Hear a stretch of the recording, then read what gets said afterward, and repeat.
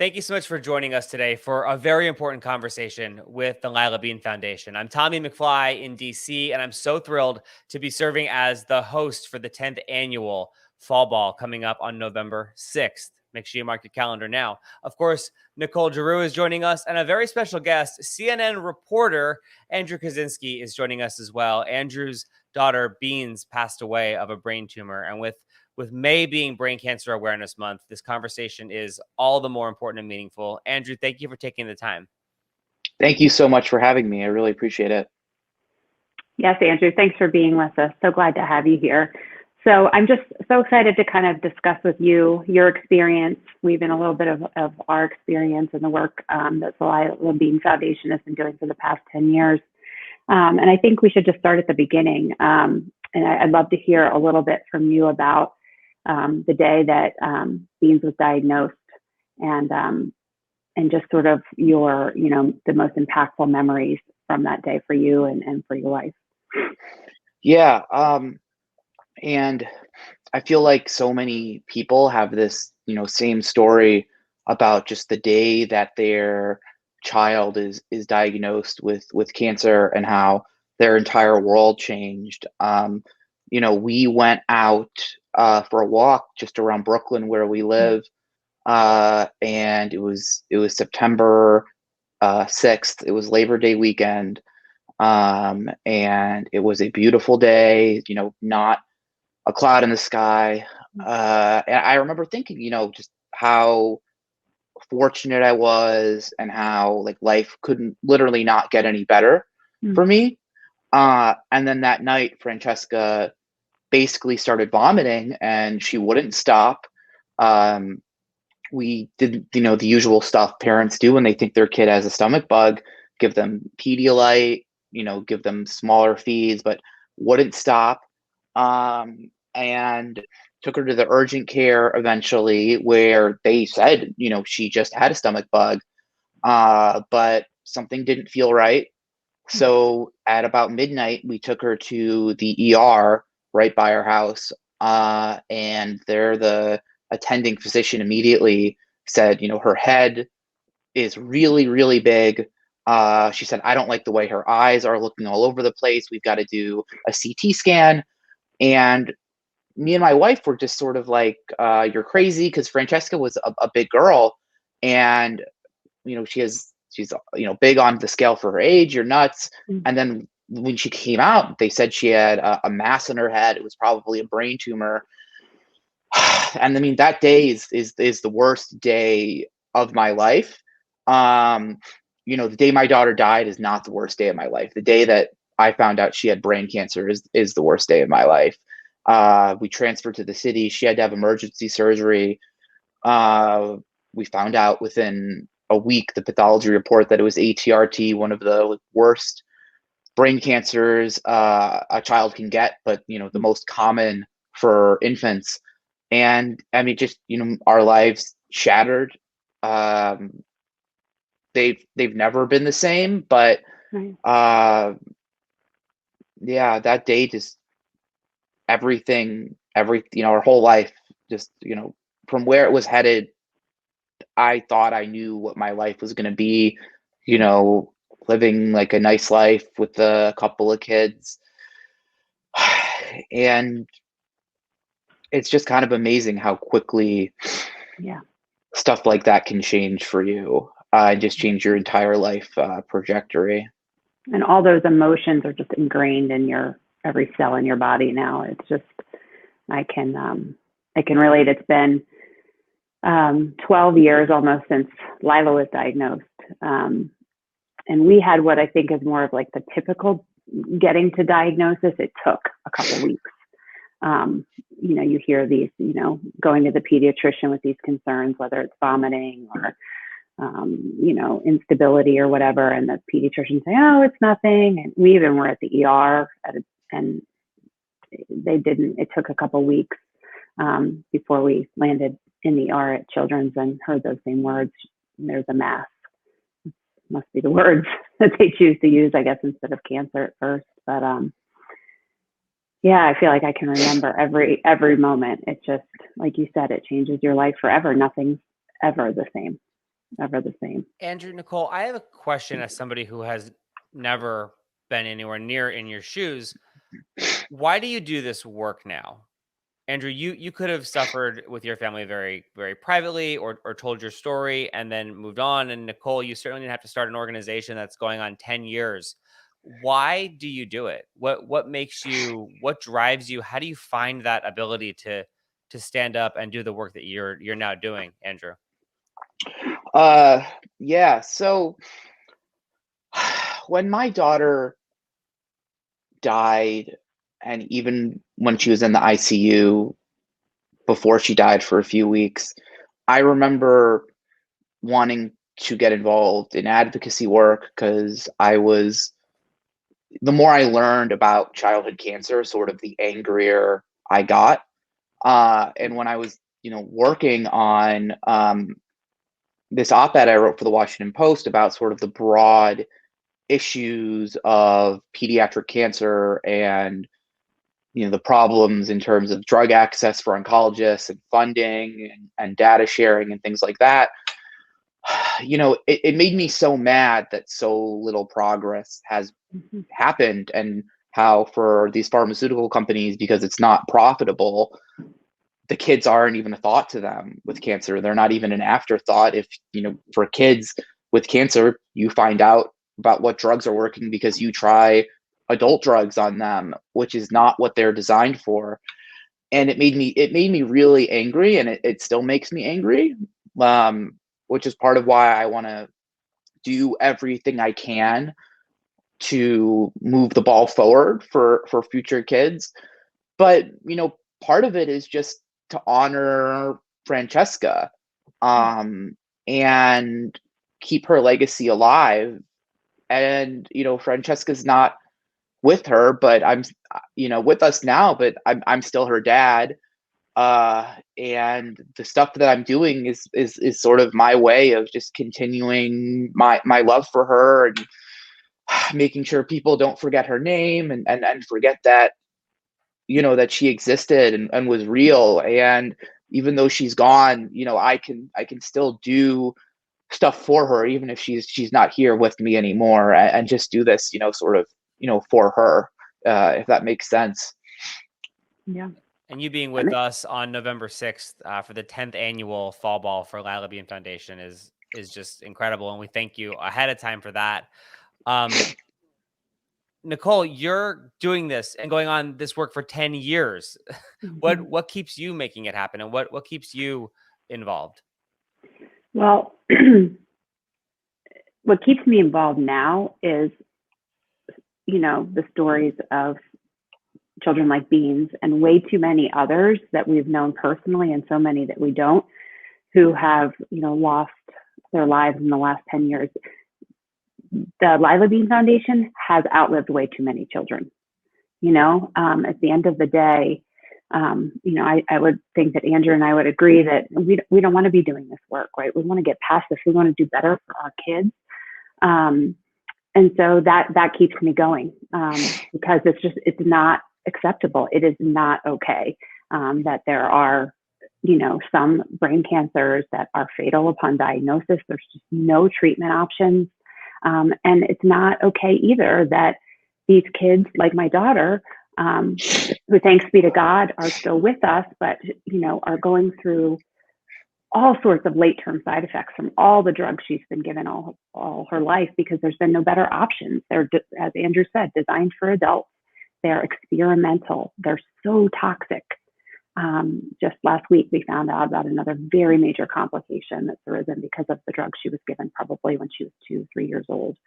So that's what keeps me going, is Beans, is my Bean, and all the families that we've met, and all the ones that we haven't. You made such a good point too, which is that one thing I often say is, the pharmaceutical companies, they have lobbyists. The defense companies, they have lobbyists. We just have our stories to tell people. And 5,000 kids in the US are getting diagnosed with a brain tumor every year. And many of those brain tumors are, like you said, fatal upon diagnosis, or they're ATRT, where if you're a child under 1 and you get ATRT, you have less than a 10% chance of surviving. And the approaches that we take for childhood cancer legislatively are doing a lot of good work. And we have passed in the past few years some incredible bills that are doing a lot, but it's not enough.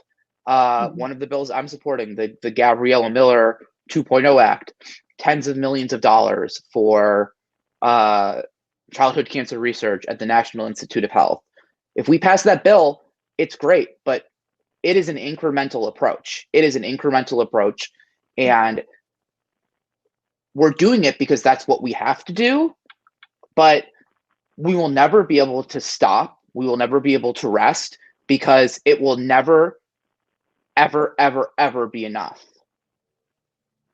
Nicole and Andrew, in your expert opinion on this, what would it take? Is it a truckload of money for funding? Is it more awareness? What's the thing that, if you had a magic wand, would happen tomorrow and we'd be off to the races to fix this problem? For me, at least, I can tell you that, I mean, if I had a magic wand, there would be a very broad childhood cancer bill that looks at the overall issue that I talked about, which is access to drugs by pharmaceutical companies, severely increased funding for National Cancer Institute, National Institute of Health, and Department of Defense, which also does a ton of childhood cancer research. We would increase data sharing for all of these people. With Francesca, ATRT, even the top oncologists in the United States for ATRT are only going to see a few cases a year. We put all of that data in one place. And, this isn't going to happen. So we go at each of these problems individually and do what we can. But if childhood cancer is a terrible problem, no one is doing for these kids what needs to be done. So that's why we go at the problem the way we do. But I mean, we know what to do. We know what needs to be done. It's just, it takes time, it takes a lot of money, and it takes the efforts of activists, doctors, everyone, just to keep going. Yeah, I would say I agree with all that. And, in a much simpler answer would be collaboration between all the people Andrew just mentioned, between doctors, researchers, foundations, government, legislators, everything. A collaboration and the data sharing is huge, so that doctors, researchers aren't working in a silo and not sharing their discoveries. We need to encourage and make it easy for people to share data and have access to data. And the Lila Bean Foundation is an executive council member of the Children's Brain Tumor Network. And that has been a great partnership. And the Children's Brain Tumor Network allows, their mission is to share data and to collaborate. And so that's been something we feel really positive about supporting. And if you're watching and getting involved more with the Lila Bean Foundation, the 10th annual Fall Ball coming up on November 6th. Nicole, are we going to be a hybrid event? Or what's happening? How is this all going to come together? And I know Andrew is going to have a big part in that too. Yeah. It's day to day. No, the plan is to have a hybrid event. We'll definitely have as many people as we are allowed by the county and who are comfortable gathering in person here in Bethesda. And we will also have a virtual component so that anyone can attend from wherever they like. And we're excited. We're going to have some great entertainment. We're going to have, of course, Tommy as MC, Andrew as our speaker. We're going to have a very special 10-year tribute video and lots of other goodies. So really looking to celebrate the work we've done and, kind of gather the troops for the next decade, because we have a lot of work to do and we are determined to do it. Andrew, if people are learning about Brain Cancer Awareness Month now in May, and they're looking ahead like, oh, wow, well, March 6th or November 6th is a very long time from now.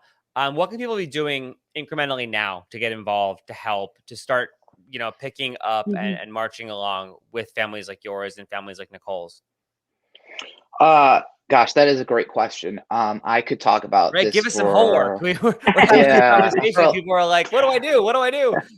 I could talk about this for hours. The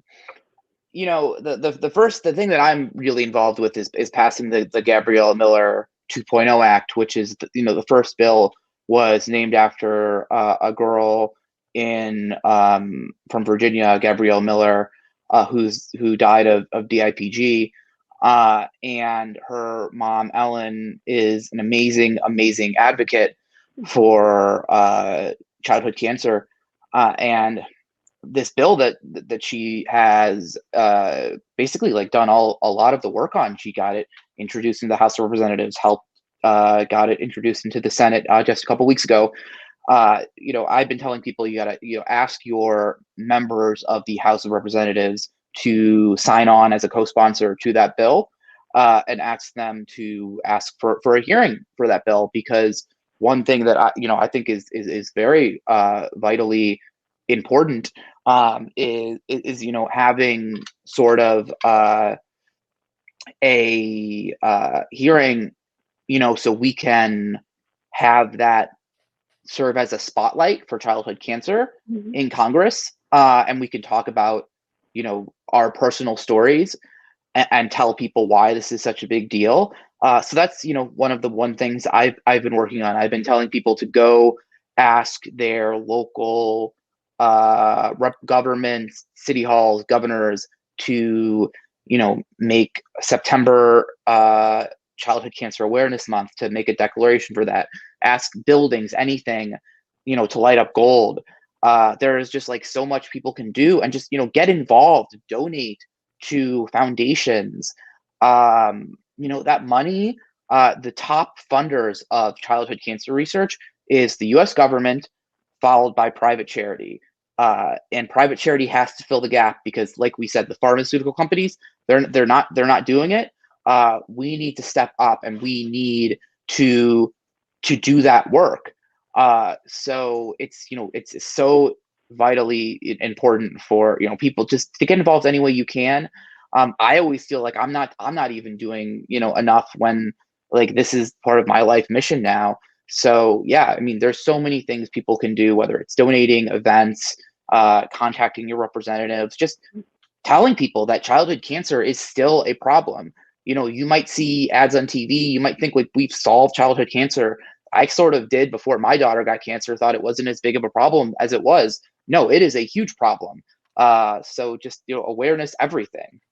To ask you to put on your K-file hat for a second and get all wonky political with me, do you think that this bill has a really good shot now, or a better shot, or it's still a long shot to get passed with the control that's in the Senate and the House, also with President Biden being so forward on fighting cancer with his own family story? Do you think now is a time that this could really happen? I absolutely think this bill could get passed. There's not really a reason to oppose it, because the funding for the bill takes penalties from pharmaceutical drug companies, cosmetic companies, medical device companies that break the Foreign Corrupt Practices Act, and these are fines that they pay. So we're not even allocating any new money. We're taking money that's already going into the general treasury from these fines, and we're just transferring it over to the National Institute of Health. So there's not really a reason to oppose this bill. So I think just getting it introduced into the House and Senate was such an important step, that we can get that hearing, and I really think we can get this bill passed this year. I agree. I think it's, like you said, there's no reason not to. And I applaud the work Ellen has done as well. And we knew Gabriella, actually, Lila and Gabriella were in clinic at the same time. And so they were buddies. So we're honored to know Ellen and to have known Gabriella. And she does tremendous work. Nicole, thank you very much. Andrew, I couldn't not get the wonky political questions in here. I had to, man. I had K-File here, so I had to ask the questions. But thank you very much, both of you, for this conversation, and thank you for letting me be a part of it. And just to learn more from both of you. So much of a fight that you've both put up and you've both gone through already, and it's incredibly inspiring to see people like you fighting every single day the way you are. So thank you for letting me be a little part of it today. Thank you, Tommy. I just have one more plug for since it is Brain Cancer Awareness Month. We have a program called the 11 for 11, which is $11 a month for the approximately 11 children a day who are diagnosed with brain cancer across the U.S. And so it's a monthly giving program, a relatively reasonable ask. $11 we could spend at Starbucks very easily.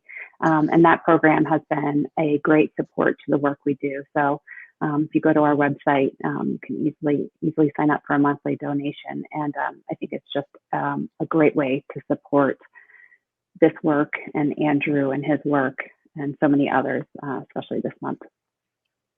Thank you very much, Nicole. And more information on 11 for 11 on the Lila Bean Foundation website. Yes. Yeah. Great.